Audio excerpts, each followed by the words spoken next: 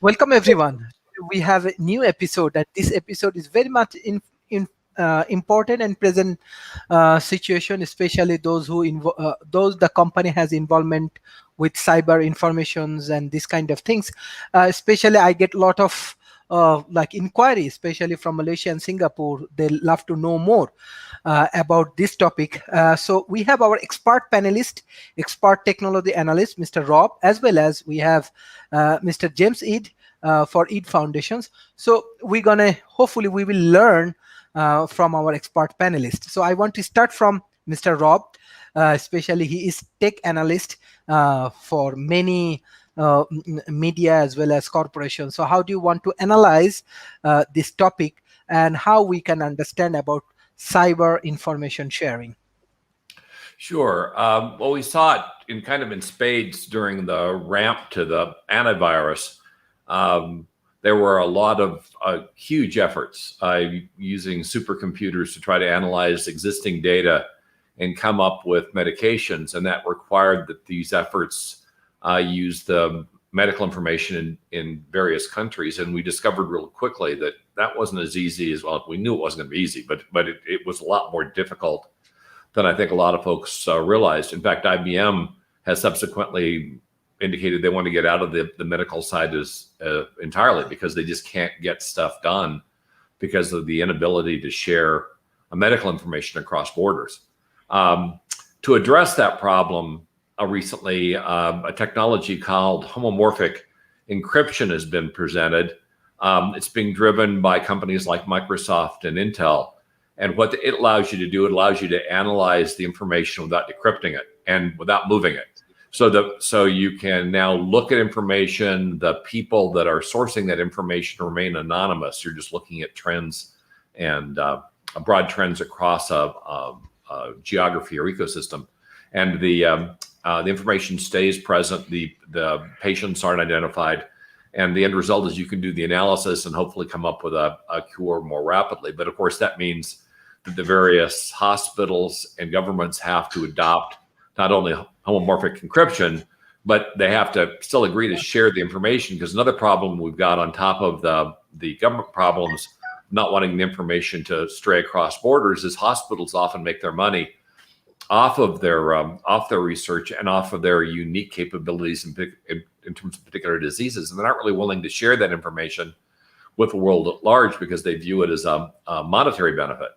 And so that really stands in our way of really doing some of the big things that we might otherwise be able to do. In other words, like coming up with a cure for a pandemic very rapidly using existing in-place information. And so it's a fairly serious problem in the market right now in terms of information sharing and using it to further an agenda like coming up with medications that will mitigate a pandemic.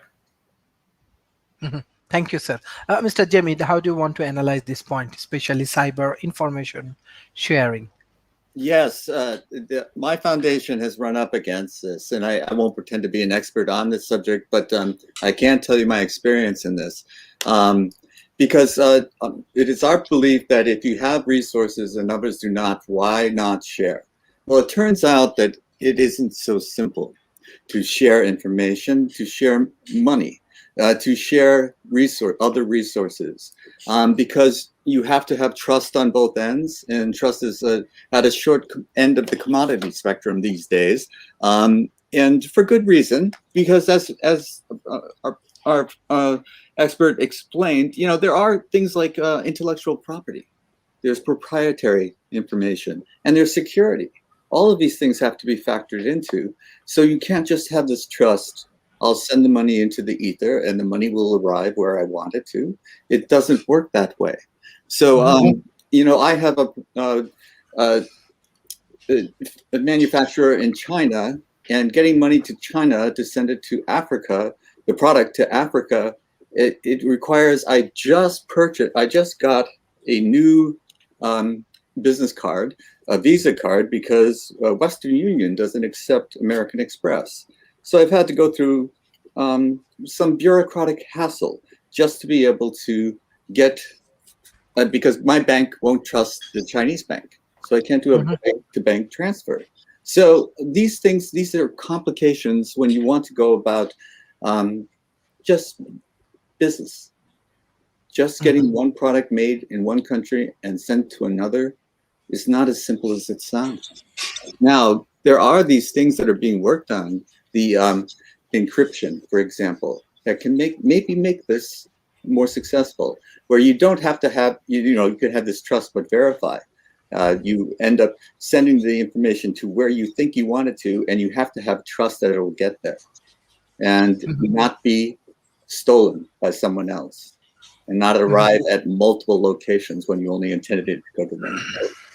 So I think there is cause for optimism, but the struggle cannot be underestimated. It's very difficult to do business now between countries. And of course, the COVID pandemic was a tremendous example of how difficult it is to just simply cooperate.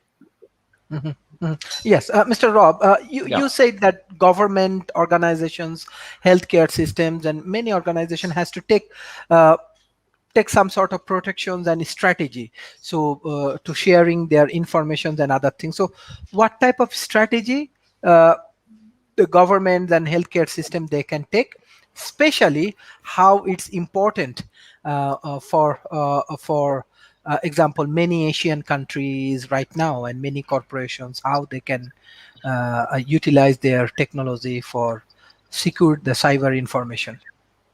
Well, it's a case of policy. Because as I mentioned before, the difficulties you're dealing with are government regulation and corporate policy. Both of them work against information sharing. And then on top of that, I didn't mention this, but each one of these databases we discovered as they did the research, each hospital had a different database vendor, a different technology. The way the databases were indexed were different. And so that made it pretty difficult to look across all this massive amount of data, even if you had access and make sense of it, because first you had to interpret it and translate it into something that your analytics tool would understand and be able to deal with. Now, a lot of that work was surprisingly done. But you mentioned what is it about? What do you need to do? Well, governments need to start looking at the big picture with regard to regulation. If you want things like cures done quickly against a pandemic, then you're going to have regulations that allow the data to be accessed and analyzed, even if it's not allowed to move out of country. As I mentioned, with homomorphic encryption, you can analyze the data in place without decrypting it, but you still have to allow for that process to take place and for the information that results to go to the user so that they can analyze that data and come up with a solution. And so it really changes the mindset. Instead of entirely protecting the data in an absolute sense, which by the way isn't working, the goal then is to make sure that the data is made useful to the people that need to use it. It needs to be as much about making sure that asset comes to the defense of the world and the human race as it is about keeping that information separate from bad actors that might do you harm. So it does require an awful lot of thought on regulatory change and policy change within the entities. The hospitals have to take a much more open approach to the analysis of data in order to serve the general good. It's a case of really kind of balancing the need. I just say the needs of the many versus the needs of the few. We're back to Star Trek, but balancing the needs of the world against the needs of the individual organization or country, and it requires people making the decision to kind of understand this data a little bit. One of the big problems we've got in senior management in medical institutions and in government is we don't have a great deal of competency in technology. And so the end result is they're more often concerned about things that really aren't concerns anymore and not concerned about things that should be higher concerns. For instance, the level of cybersecurity right now is well behind the quality and capability of cyber attack at a state level. But our regulators don't seem to get this, and an awful lot of hospital administrators don't seem to get this either, because they're still being hit by ransomware attacks. So in the end, it's a combination of balancing the needs of the world against the needs of the individual, and then having people in place that understand the technology well enough to set policy that creates that balance and allows the things that need to get done to be done, and the things that you don't want to be done to be blocked. Thank you, thank you. We have our famous professor, Professor Edward. He also runs think tank. So how do you want to analyze this point, especially cyber information sharing and this point? Even we believe that in the COVID-19 situation, this is very important, even though in Malaysia, we are observing government is very much concerning to sharing their data for like they collect their data for vaccinations and other things. So they are very concerned how they protect it, how they make policy, what Professor Rob said, and how to utilize this kind of data in a protective way. So Professor Edward. Yeah, well, from what I've heard Rob say, I certainly would agree in the importance of data sharing, and not just for COVID, but if you look at the last 5 years, 10 years, if you'd like, you see, to give you an example, the Watson supercomputer has scanned thousands of MRIs and those kinds of what do you call them, scans, and has been able to actually make discoveries, medical discoveries, based on that information. So in a sense, here you have data that's simply being input by many of these scans and making incredible discoveries and being able to do diagnostics, for example, as good as teams of doctors. So that's an illustration of just how important data is. The problem, of course, as Rob has suggested, is there's a balance here between how do you get data and security. In this country, in 2015, I believe it was, we passed a law that allows more data sharing, or allows more data security coordination between government agencies in the United States and businesses and other entities. And it's important to protect the security of the data, because we now know that in an information age, data is power, and it can be power to figure out how to cure diseases, and it can be power of how to take down entire systems and do very nefarious things. I'll mention two other points here. One is that, beyond the COVID, one of the things I've been working on in this country is a system to change the way we certify medications and medical devices and so forth. In this country right now, and this is reproduced in other Western countries, in Japan, for example, and other places, is you have a government agency that has to certify the safety and the efficacy of proposed new medications and the like. And this takes a lot of time because it's a clunky system that was set up, in this case, in the United States in the 1960s. And so this is a bit of a problem. Now, one of the possible ways of getting around this is to, for example, if you have a medication that has been determined safe and had maybe one or two tests for efficacy and it looks promising, instead of simply going into clinical trials, you can open it up and allow the medication to be accessed by anybody in consultation with their physicians on the qualification that any data, any information about how that medication works is put into a database, a trade-off evaluation drug database that can be accessed, with your privacy protected and all. And that way, the people who are sponsoring the product, physicians, other researchers, can look at that data and say, oh, this looks like it really works pretty well for people who are between 30 and 40 who are males who have diabetes, or whatever the case is. So in a sense, you're paying for data. You're giving people an incentive that if you want to try this medication early, instead of waiting 3 or 4 years, and you can't get into a clinical trial, well, you'll be allowed to do that, but you have to put the data into this database. It's the same thing think about this. How are you going to better understand a tiger? Studying it in a zoo cage or studying it in the wild? obviously studying it in the wild. So in a sense, that's what you do with the free to choose medicine approach. You create this track where data is collected. But of course, the problem is this, as Rob, I think, has alluded to, is safety and trust.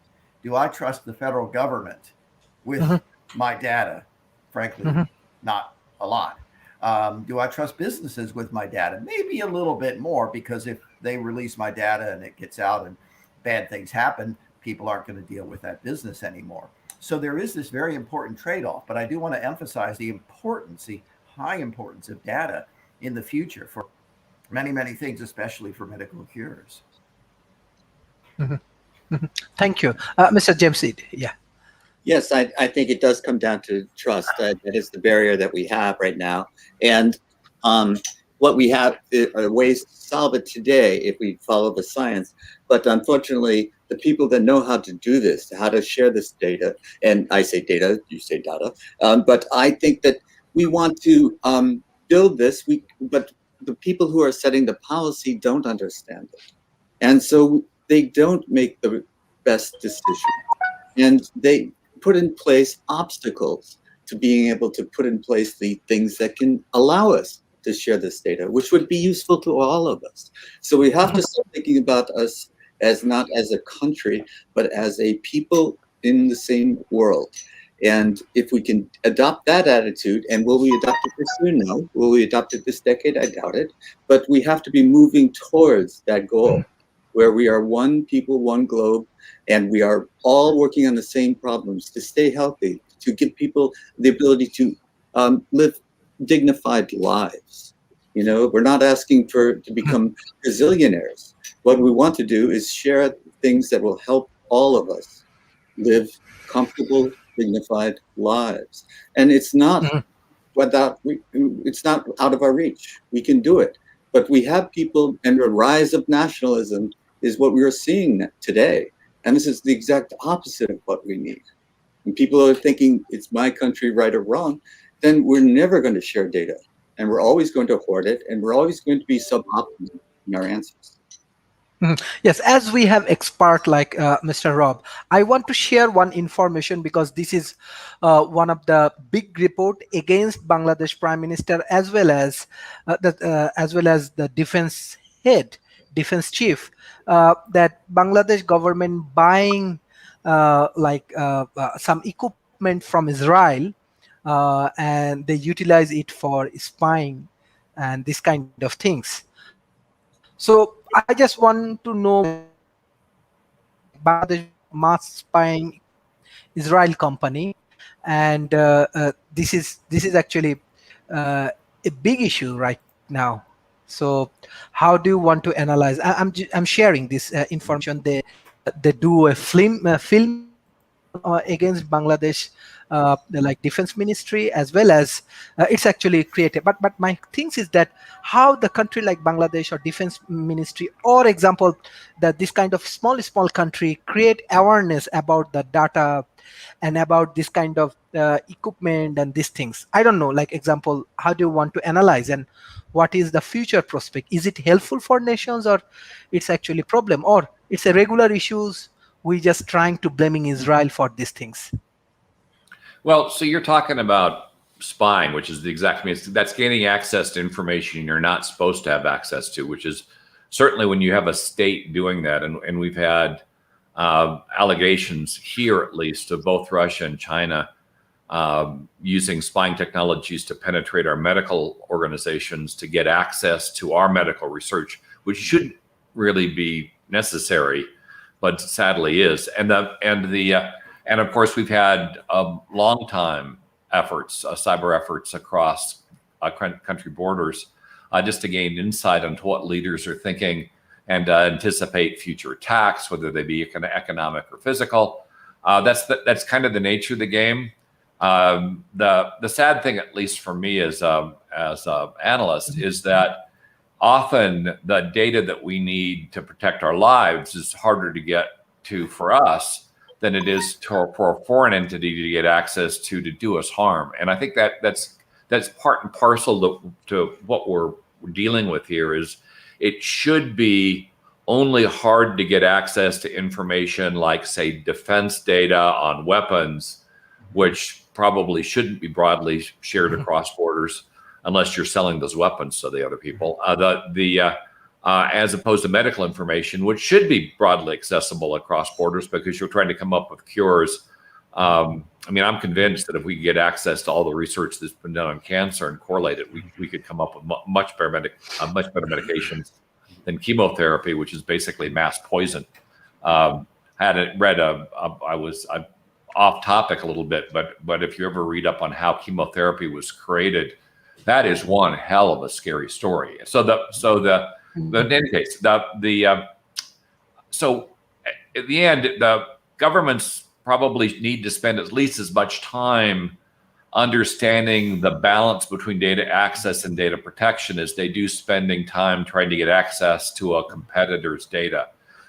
It should never be the case that it's harder for me to get access to my data than it is for somebody that wants to do me harm to get access to my data. But yet that's the case in most instances.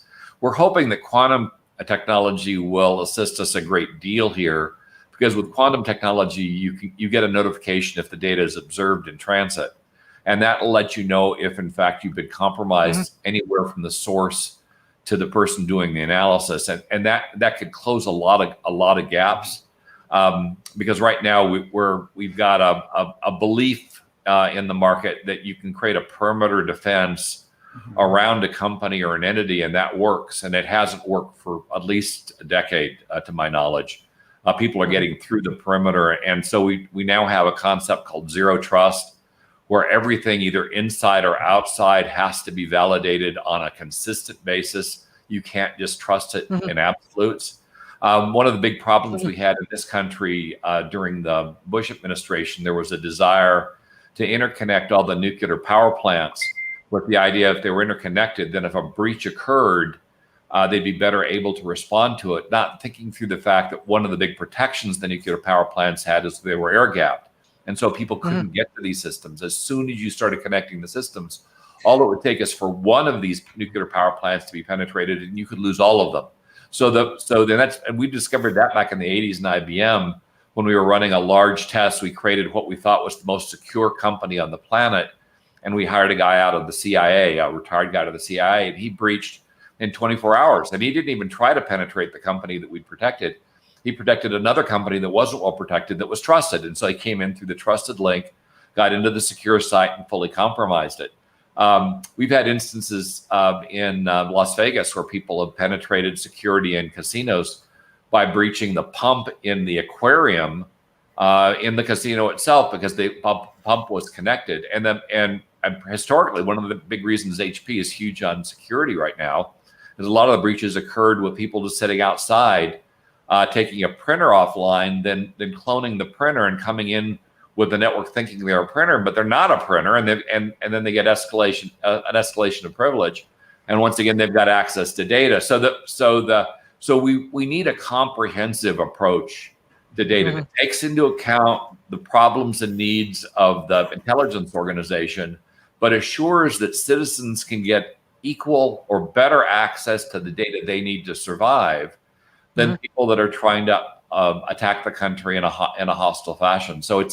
And one final thing, and that's with regard to viruses. One of the big problems we've got is state-level viruses now being created that are used to attack but not be contained. This is really no different than creating a biological weapon and dumping it in a country, because you can't contain it. And so the virus you create to do an enemy damage can breach containment, can get outside the country and do a lot of countries damage. Israel attacked Iran with the virus and damn near took out a good chunk of the UK and Russia by accident.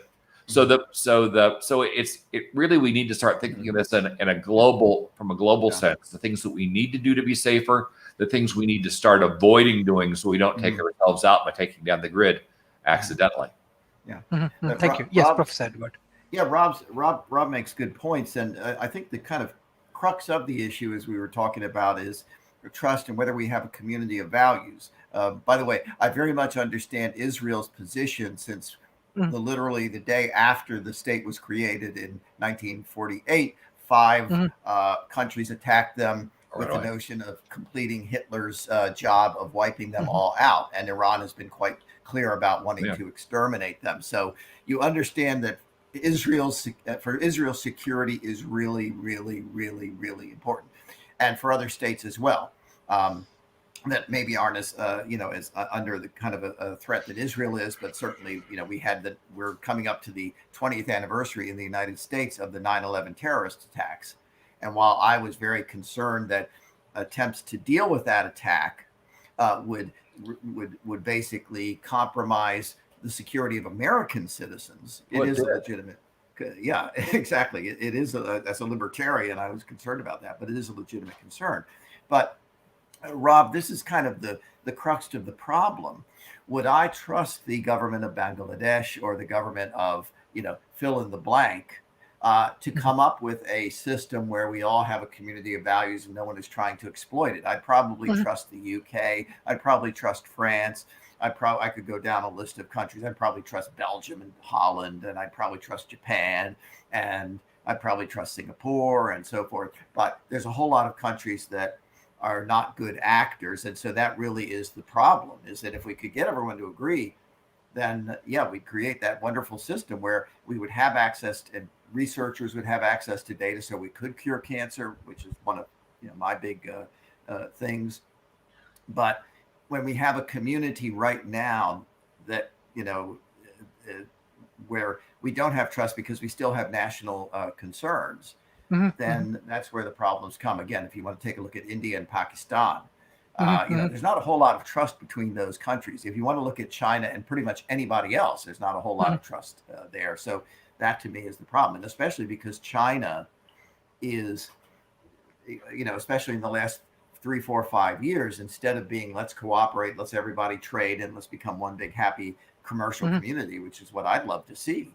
We've seen China basically moving a step backwards with their social credit system, with cameras everywhere so that they can literally track people. If you say something bad about the party, guess what? You're not going to be able to travel here. You're not going to be able to get a job there. Maybe you're going to be thrown in a concentration camp.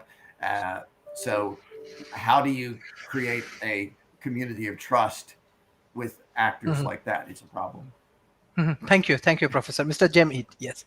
Yes, we go back to trust, and we do not have it today, and we're not going to have it in the near future. But we also know that zero trust doesn't work, because if you have something and you try to keep it behind the wall, there will be people trying to get over, through, or under the wall to get it. And this is what we're in that world right now. And so it doesn't help to point fingers and say that's a bad person, that's a bad actor. And this we're saintly and pure. This is just the fact that if we have something that they don't have, they will want it and they will find a way to get it. It's just the way things have always worked. But zero trust doesn't work. It work right now. Absolute trust doesn't work. So I will go back. I'll coin a phrase none of you have ever heard before: trust but verify. Ronald Reagan. And this quantum idea of the quantum solution of trust, but we will know as soon as you're doing something untrustworthy. Now that seems to me to be an answer, a solution that we could all back and all get behind. We trust each other until you violate that trust, and we will know as soon as you do. And that way, I can see us finding a solution where we can work together as one globe, commonly share data so that we can be healthier and, just a better place for everyone to live. And get that, stop building walls, tear them down. And the other thing, we want to have pride in your country, but don't make it, pride or patriotism. Don't confuse that with jingoism. This is not the same thing. You want to be good neighbors. So try to practice these principles as an individual and then in the community, and let it spread from there. Maybe I can ask a question of you gentlemen, since you have maybe a little bit more technical knowledge than I do. A lot of my work has been with looking for better ways to certify cures for diseases and the like. And I think we all agree that's a good idea. And one of the things that I'm struck by is that if I look at a company in the United States that's doing something, it's got a partner in Japan that's doing something. Sometimes it's because they think they can get through the Japanese system quicker than this system. Sure. So they have it in both places. Or I saw an example of a company in Canada that had partnerships with companies in other countries. And we all know that this happens, that most of the major companies have partnerships in other countries. And so it's not just in the United States or in Canada or Japan or whatever. To what extent, gentlemen, and I'm asking this as a question, do you see that sort of transnational system between businesses working? Where do they keep their data secure enough, at least within themselves? Maybe they should be sharing it, but that's another issue. To what extent are they able to do that? And a company in America can work with a company in Japan, and so you have the best of all possible worlds, and you're protecting the data. Well, that's kind of how companies, if they're going to be successful as a multinational, they have to either create close alliances with other companies in country, or they have to launch branches and subsidiaries in country. Strangely enough, though, the most successful often are the ones where they actually merge, so they put them under the same corporate umbrella. That way, they can wrap them with consistent security. The problem when you try to do broad sharing between companies, as I mentioned with that IBM trial, is whoever is the most vulnerable will be the one that's attacked, and that's probably how they'll breach you, because you've got trusted links between that company and you, and you've got active data sharing. If they aren't secure and you can't certify them as secure, then there's a good chance they'll be your security problem. And so often when we have companies and company partnerships, there is an underlying requirement of certification where the company, whoever the larger company is or whoever has the larger requirement, has the responsibility and authority to look at the partner company on a regular basis and audit their security procedures to make sure that they're compliant with their firm. It's done often between, say, a company and a sales subsidiary that might be in a different country. But even with all that going on, we've certainly had issues with regard to bribery, fraud.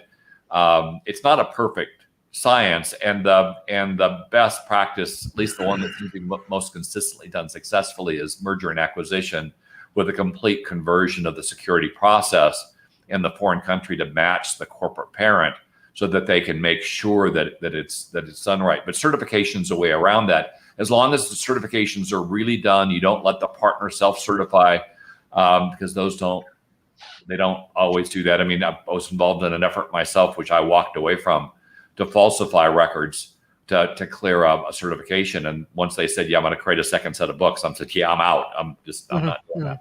Because the poor guy that's doing it's the one that's going to get shot. So, and I don't really want to get shot. So in the end, it really does require you to think through the security of the partner company and make sure that theirs is up to snuff, either by acquiring them or by certifying their security. Yeah, and we get back to trust but verify again with business, because maybe business is slightly better than government, but it's not the answer, because do they do disaster recovery? Do they do it well? And how do you certify that? This is the kind of thing that, and also if I had the highest security clearance in the trading system on a major brokerage firm, and if my wife told me that morning she was divorcing me and my dog got run over by a car, who knows what mood I would be in, and who knows what I would do with that clearance. So this is all, the human element can't be subtracted from it, whether you think it's the business world operating on this level of trustworthiness, or the government that are operating at this level of trustworthiness. You can't trust. You can't just have, and you can't have a zero trust policy. You have to develop a trust but verify, the certification level that Ralph was talking about. Yes, but do you go far enough in your certification level? Because, yeah, maybe their security clearance is good, but, what if their systems what if they have an earthquake in their data center? Can they recover? And so that this data that you're requiring for you to do business is no longer available. These are very complex issues that we're talking about. And the idea that they can be solved by cooperation between companies is as far-fetched as the idea that they can be solved by trust between countries right now, in my opinion. Now, this So I want to clarify one thing. Zero trust, which is right now the policy in place with regard to most large companies. It's just the reverse of what Jim said. It's verify then trust, not trust and then verify. And the reason is because you can get systems that are cloned and drop in an IoT environment in particular where there isn't much code running on the remote device. You have to have a way of validating it before you connect it to the network. Otherwise, you have that issue where you can have a rogue actor come in and you may think it's a camera, but it turns out it's a hacker and he's doing all kinds of damage. We mentioned Israel. Ed mentioned Israel. The one of the most powerful security companies I'm aware of is called Pure Instinct. They're located in Israel. They do some of the best security work of any country out there. But Pure Instinct uses deep learning AI. And what they do is predominantly look for bad behavior. So if you had an IoT device that's supposed to be a camera and suddenly it starts making queries, it immediately would flag and disconnect that camera. It looks at behavior and says, okay, this thing, be it a camera or a printer, it has a certain number of things it does regularly. And if it suddenly starts doing stuff that it's never done before, then it flags and disconnects. Same thing with an employee. You've got an employee, say you've got an Edward Snowden that's in there and he's an admin and he's normally doing stuff. Then all of a sudden he starts downloading lots of data, immediate flag and disconnect because he doesn't do that regularly. It's not part of his responsibility. And so that behavior is immediately flagged and he's going to have to revalidate and the manager is going to have to sign off on him getting access again because it may not be him or it may be a bad actor. And increasingly with regard to data security, our breaches are coming from internal, not external. So it's somebody got phished. Somebody that just doesn't want to go through the process of looking at stuff, or just somebody that's curious. We had a couple engineers in Google that were decided that they were going to check out profiles of young eligible women to try to date them, which by the way never would have ended well. They were both fired. But can you imagine a guy calling up and say, "Hey, I hear you like da da da da da," and looking at your profile. Yeah, that's not going to get you a date. But in any case. You really have to recognize the level of threats we have, how big they are, and deploy a solution that encompasses those threats, but still provide data access so you can get the work done. Because if nobody can get access to anything, nobody can get anything done. And data, we had this concept called big data, where people spent millions of dollars acquiring and storing massive amounts of data that they didn't index and they can't analyze. It's the biggest waste of money I've ever seen.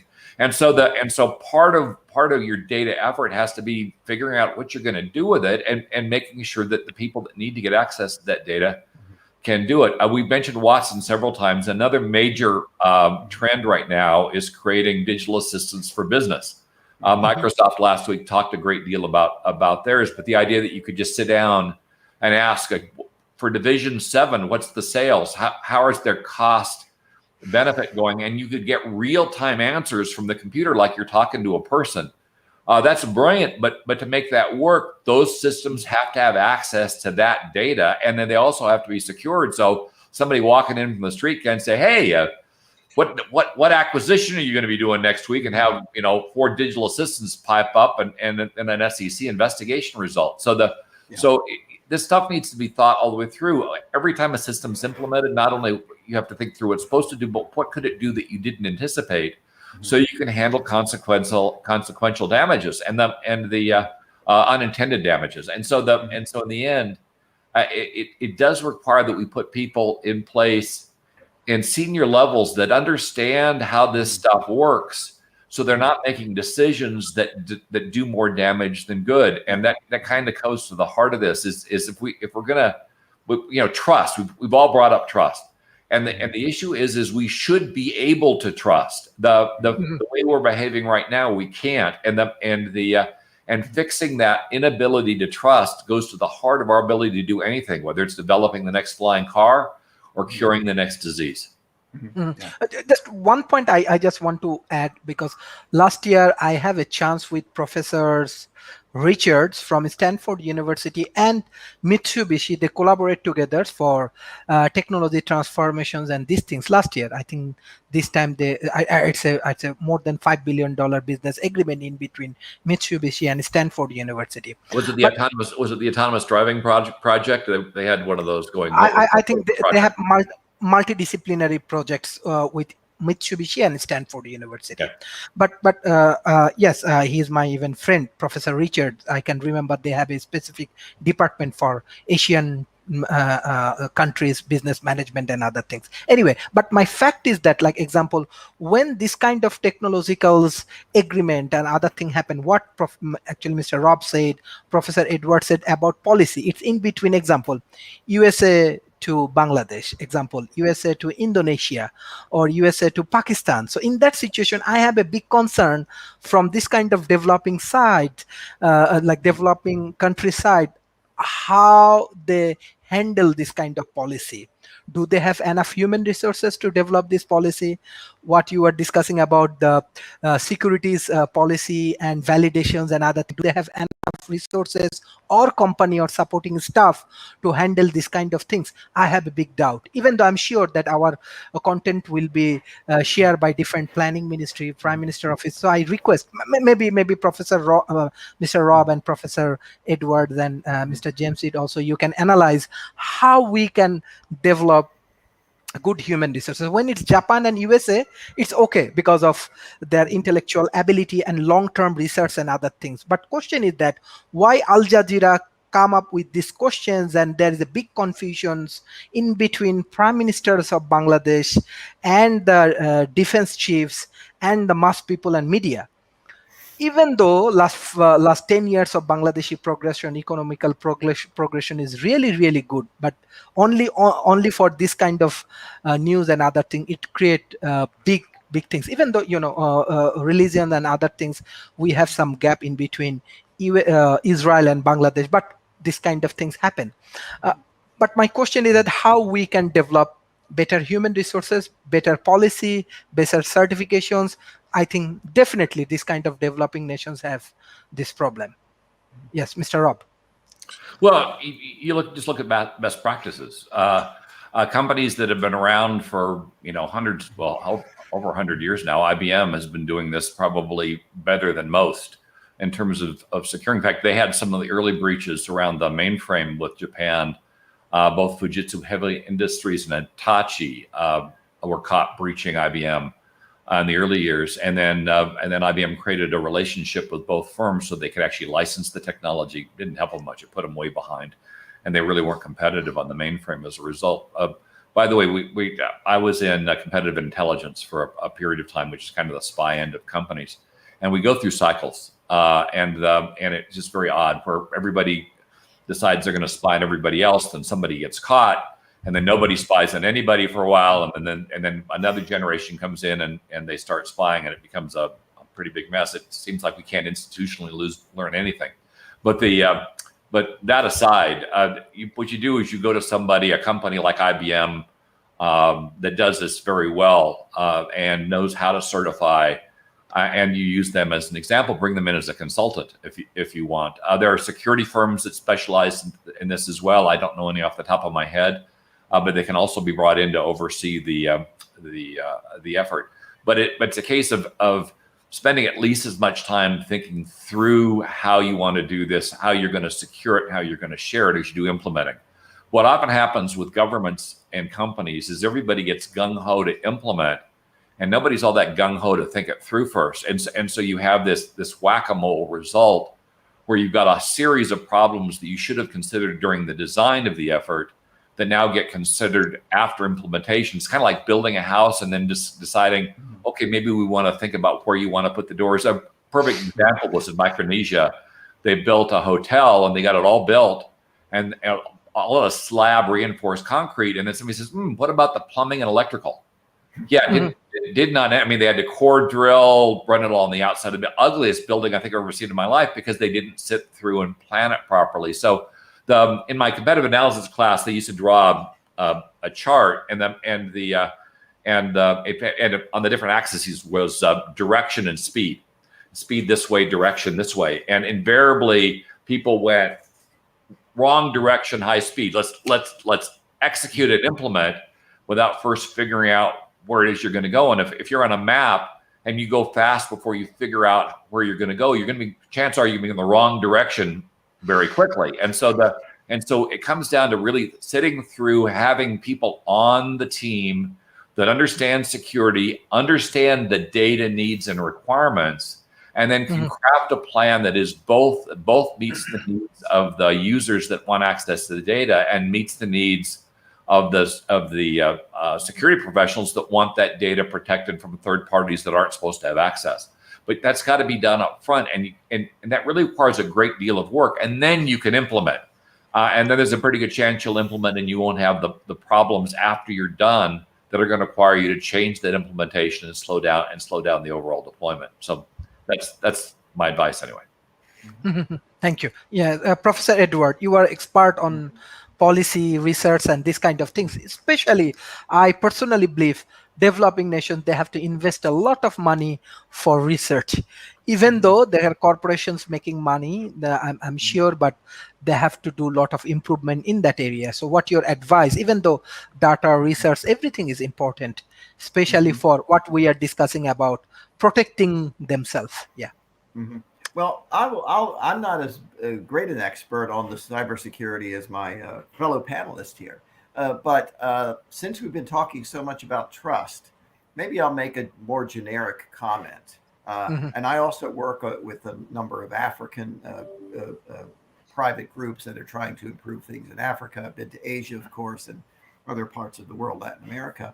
And one of the biggest problems in most emerging economies is corruption, which is one of the things that hold them back. And I was the person at the Heritage Foundation in the late 1980s that came up with an idea for an index of economic freedom, which was later operationalized by my colleagues. And one of the strongest correlations that you see in terms of economic prosperity and growth is, whether the system is corrupt or not. And to the extent that you have an independent judiciary, you have the rule of law, you have a protection of property rights, systems do very well and people do very well. To the extent that you have a lot of corruption and a lot of dishonest governments, they don't.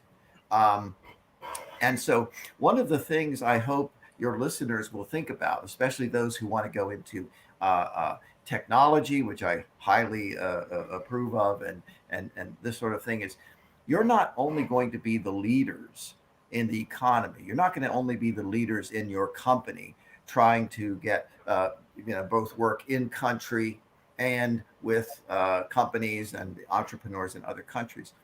You're going to be the moral leaders and the cultural leaders in your country. And one of the things that you have to always keep in mind is, as part of your effort, do like Rob has said he did. He was faced with something where he could have been dishonest and possibly gone to jail, who knows, or to be honest and step back, and he did the right thing. And to the extent that your listeners who want to be entrepreneurs also have to be cultural and moral entrepreneurs, and have to basically, you're going to be the leaders who basically say to the government, well, one of our biggest problems in this country is the bribery. One of the biggest problems in this country is that you can go down the issues. And I know, without going into the details of particular countries, which I could do on a later show. So you're not only transforming the economy, but you're creating exactly over a long period of time, hopefully a shorter period of time, that trust, not only within your country, which is going to allow your entrepreneurs at every level to do a better job and to prosper, but also to deal with the issues we're talking about right here. And it's going to help also because, if I'm a Western company and I say, well, should I deal with this company in Bangladesh? Should I deal with this company in Malaysia? Well, the governments are pretty questionable, and who knows who's bribing somebody so that they can get ahead. I'm a little bit reluctant to have partnerships.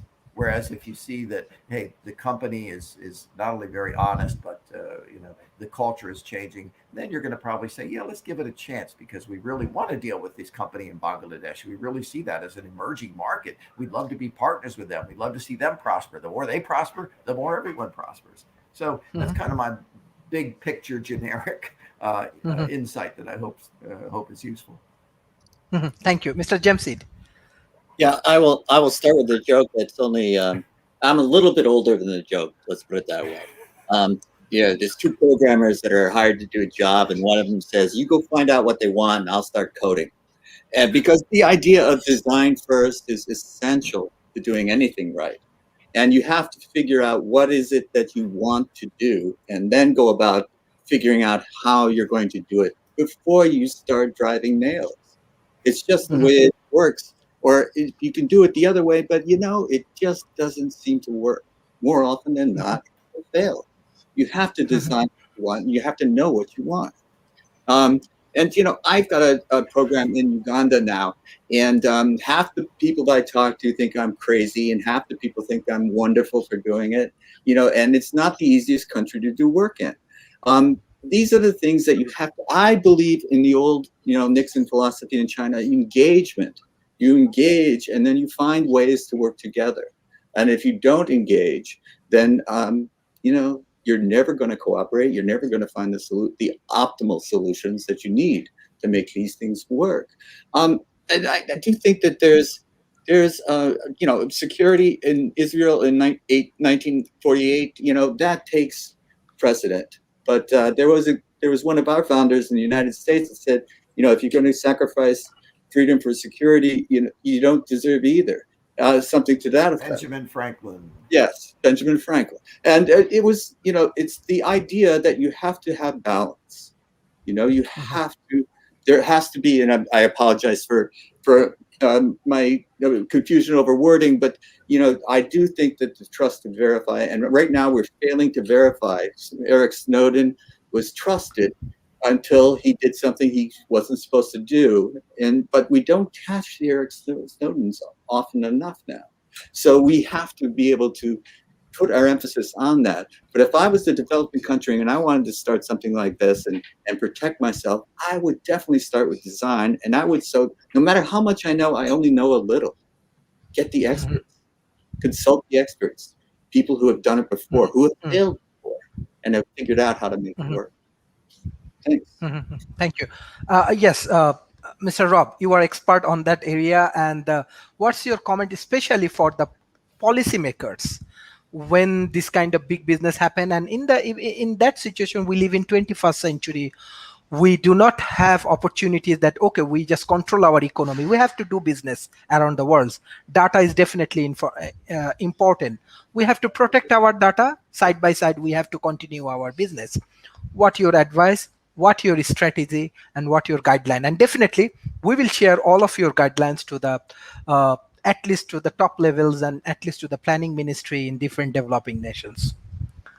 Well, at the very start, you need to have an understanding of how to secure what it is you've got appropriately, because if you can't protect it, then you're done anyway. And I'm not just talking about protecting against unauthorized access. I'm also talking about protecting against compromise and false information. These databases have a number of inherent problems. One of them is they need to be protected from bad actors. The other is they can be corrupted by bad information and result in bad decisions, which, as we move to an age of artificial intelligence, is going to be problematic. Because if you have a human decision maker, they make decisions at a certain cadence. If you're the United States Congress, that cadence is one decision every few years. Sorry, bad joke. But if you put an AI in place, the AI can make decisions in microseconds and the milliseconds, and so if the AI is being fed bad information, one of my big concerns is the AIs that are being put in place over defense projects. This came up when we back in and talked about how the U.S. came up with its initial cyber policy under Reagan, where Nancy and Ronald watched the movie, War Games, and And Nancy Reagan asked, was this possible? And Ronald Reagan asked one of his generals, and general said, not only is it possible, it's a lot worse than that movie said it was. And then we suddenly had a cyber policy. That's not the way to get to I mean, you want a cyber policy, but you want your leaders to understand the exposure so they can properly resource it. And so this data needs to be protected first and foremost from bad actors. And then you can provide access to qualified and certified good actors that you want to work with you on the data. Now, typically with an emerging country, they want access to somebody else's data more than they're concerned about their own. But both concerns have to be in place, because if they get access to my data, for instance, and they're not secure, then they become a problem, and that means they're going to be disconnected from access, and they might have liability as well for any damage that results. And so secure first, and then put in place a policy where only certified people can gain access to the information. But if they're certified for access and it's done properly, then they should have full access to the information they need to have access to. And you can create granular levels of access where certain jobs, certain responsibilities have the access that goes along with those responsibilities, and you can maintain those. And then you have to audit that, because people drift. Somebody decides to go into their boss's office, he's not there, and they write down their password and ID. By the way, there should be a priority against getting rid of password and IDs. We identified these damn things back in the 80s as being absolutely unsecure. People write them down on their desk if they're difficult, and then if they're easy to figure out. So the 1, 2, 3, 4 and password are still way the hell too common out in our environment. So that means you've got to audit this, and then you have to train the people that access the data and retrain them on a regular basis against known threats. That means they don't get phished. They recognize, they don't find out that it's a firing offense when they're being fired. They find out it's a firing offense before they do it.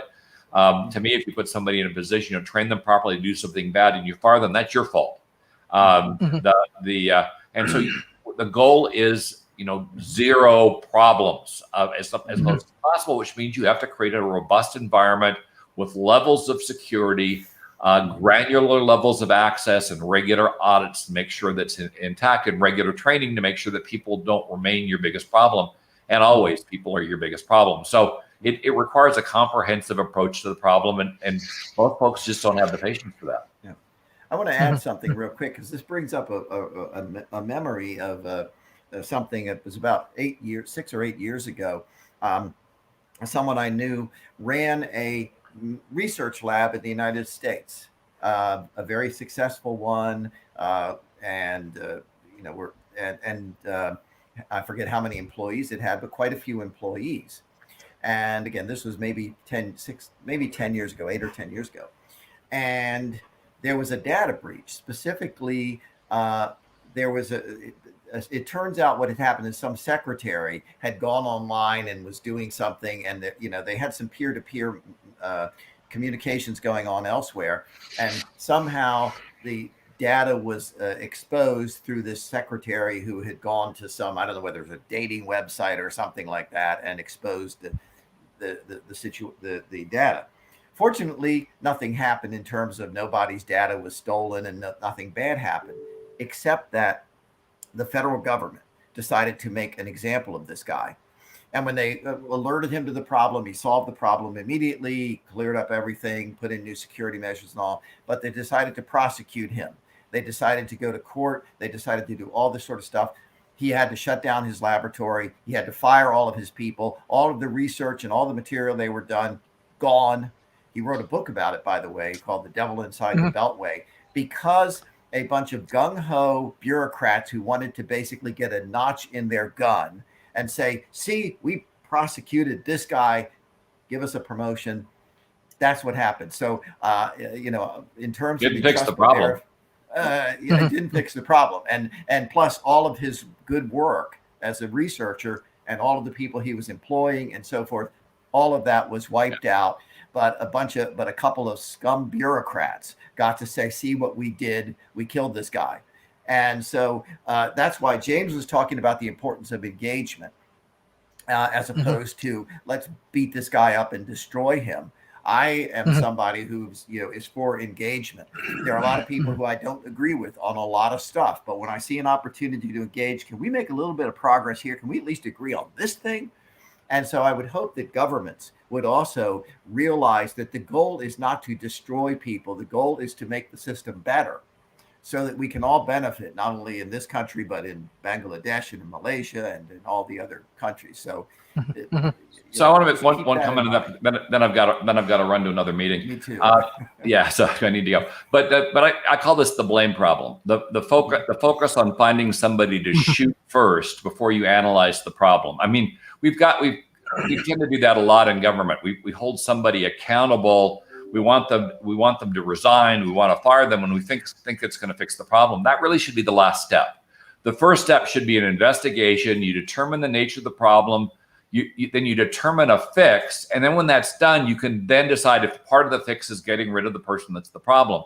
In most cases, and I was an auditor for a lot of years, I used to go in and I would find huge problems. But the problems were because the department was understaffed. I mean, people would be working 12, 14 hours a day, 6-7 day weeks. And yeah, they were making mistakes, but firing those people wasn't going to fix anything because the next person that came in was going to have that same horrible work period and time at work. The fix was to fix the policy that didn't allow them to staff up to the level that they should have been staffed up, and can the damned executives that set up that put the financials of the minor financials of the salaries in front of the major financials of the company. Sadly, I was rarely able to do that, but at least I could protect the people that were being brutalized. But blame is a really bad thing. You want to focus on analyzing the problem first, and then based on the analysis, you remediate. You do not go into the barrel and start shooting people right off the bat, because you'll never really understand the problem if you do that, and you'll never fix it either. All you do is have a bunch of people that were probably abused to begin with, unemployed, and then I've got to go because my other meeting's waiting for me. Okay. Yeah. Thank you. Yes. Thank you. I directly want to go for the concluding remarks for today. Professor Edward first, then Mr. James Eid. And I just want to add few points because not only like people, even you can see from the comments players from India, from Singapore, from Sri Lanka, even in many people, even Malaysia, they are watching our show. And beside that, we are sharing our content with lot of university, policymaking institutions, even governments and corporations. And our major target that we want to create the real value for the human life with the interaction of the global communities.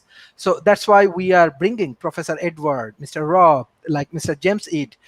We are trying to create a real knowledgeable ecosystem, and which is helpful, which is really required. I know millions of people has confusions only with these data sharings and other things. And even though only because of the misinformations, many things happening around the world, in between government and outside the government, many things happen in the COVID situation. So our objective, bringing the real fact, real information, and a specific things with the help of the great speaker like Professor Edward, like James Eid, like Mr. Rob. Yes, Professor Edward, what's your concluding remarks for today? Well, my concluding remarks is that what you are doing is helping to do exactly what we have all talked about: trust, building up a system where people recognize their shared values and their shared interests. So first of all, I want to compliment you, Sharif, on what you're doing, because you're actually operationalizing what we have discussed in this whole policy, in this whole discussion. But again, I'll just conclude by saying that more and more in the future, information is going to be power. It can be power to figure out how to cure diseases. It can be power to figure out how to create better products, products that cost less, so that we can all benefit, that we can all prosper. But going along with that is going to be security. And we are going to have to continue to work through the issues of how to protect data, but not to have, for example, monopoly governments abusing the data, and which of course will undermine trust and undermine the whole project that we're engaged in right now. Thank you, Mr. Jamsid. Yeah. Yes, thank you, Sharif, for another wonderful discussion. I second the idea that you're doing a great service, and I'm always proud to be on your shows. Um, that my concluding remark is to let people, to hope people remember that if you build your security fence, it's only as strong as its weakest link. And unfortunately, its weakest link is often people. But you can have a business that is your weakness link, and if you link to them, you're exposed.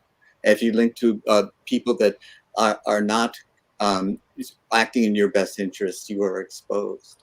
But the idea that I hope to see in the future is not that we build stronger walls, but that we tear them down, and that we not only just don't trust each other without verifying that we're trusted is worthy, but that we can trust each other more and more without having to verify it.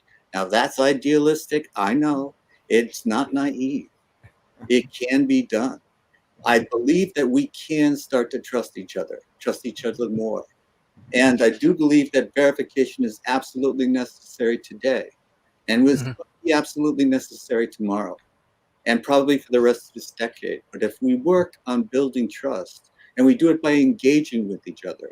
When I started my business arrangements with a company in China, did we trust each other at first? No. After the first transaction, did we trust each other? A little more. After the third and fourth, yes. We started to say, yeah, if I send this money to this guy, the product will get where I want it to go. So this is how it works. Engage, work with each other. But when you're starting out, design comes first, implementation comes second, and then you can work on who do you trust, who can you work with, because you have to start with yourself. The design of yourself comes first, and then it's the community around you. Can you work with them? Can they work with you the way you want to work with others? And then from there, and it doesn't have to stop with you and the people just around you. It can be all across the world. I can work with people in Uganda. I can work with people in China. It took a while to build trust, but we did it. And you can too. If I can do it, you can too. Thank you, Sharif. Thank you. Thank you for your discussions and everything. This is really, really valuable content, especially in the present situations. And I request those who are observing our show from around the world, from South Asia, from Asia Pacific, from Middle East, share your content, not only in your classroom, with your policymakers, think tank, corporations, government. I'm sure everybody will be benefited with this kind of discussions and this kind of knowledge sharing sessions. So thank you, our honorable speaker, those who continuously support World Talent Economy Forum. So this is our objective, to create a knowledge-based society with the help of youth community. Thank you, Professor Edward, for your valuable time. Thank you, Mr. James Ed, and I want to give special thanks to Mr. Rob for your valuable contributions. Thank you, everyone, and thank you. Bye-bye. Take care.